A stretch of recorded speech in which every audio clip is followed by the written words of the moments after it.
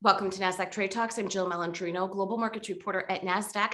National Financial Literacy Month is celebrated in April, which is a great opportunity for us to check and promote our financial situation and skills. Joining us for this segment, we have Russell Rhoads, Head of Research at EQDerivatives, to discuss the basics of the Nasdaq Volatility Index, what we call VolQ, and how investors can incorporate into their trading plan. Russell, it's great to have you with us, especially for Financial Literacy Month. And I guess the question that we get a lot when we start out with options is, how do you even price these things?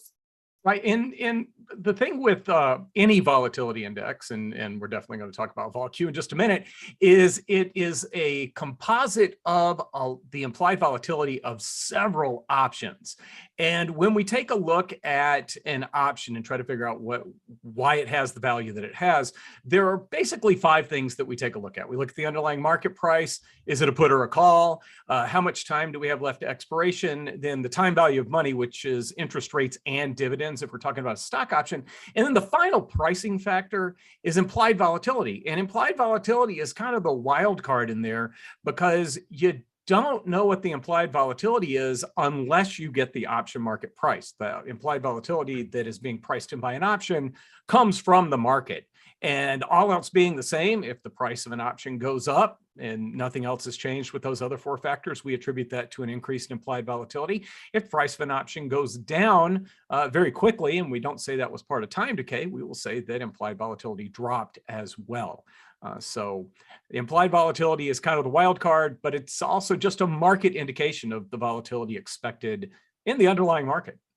Right. And it sounds like implied volatility really is a key component when you're thinking about options trading. So let's take a little bit more of a deeper dive and think about how it's being calculated. Sure. It's being calculated. The volatility indexes, any of those that are out there, are being calculated just like the Nasdaq 100 in a very basic way. Nasdaq 100 takes pricing from 100 mostly technology stocks and comes up with an index average. The volatility indexes, VolQ, is calculated using several NDX option implied volatilities.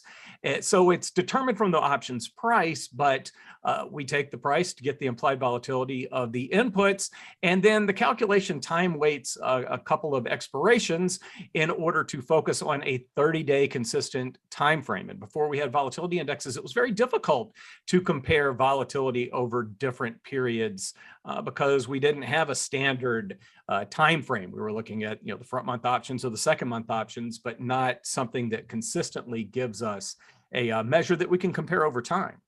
And it's interesting, Russell, because when we think about volatility indexes, it's always the inverse relationship of what's happening with equities that helps us to determine if there's fear in the market or not. So let's take a deeper dive into that. And if in fact there really is a correlative relationship there.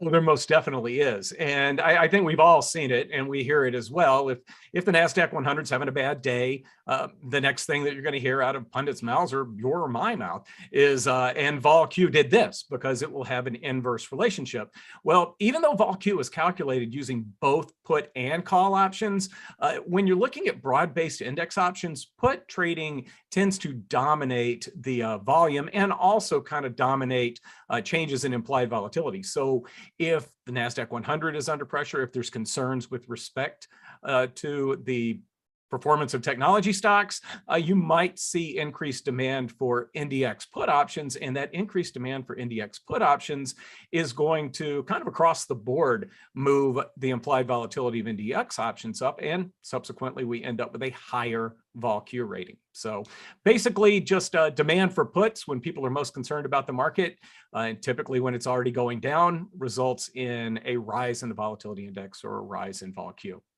And Russell, to wrap up here, if you are not yet trading in the volatility space, or you haven't really gotten into options yet, does it still behoove an investor to have a working knowledge and at least use volatility indexes as an indicator when they're looking for entries and exit and potentially thinking about the timeframes of their positions? Absolutely. As I mentioned, and we just discussed that there's that inverse relationship between VolQ and the NASDAQ 100. Well, if the NASDAQ 100 is having a tough day and it's about midday and it had it's still making new lows, but you don't see vol Q making new highs.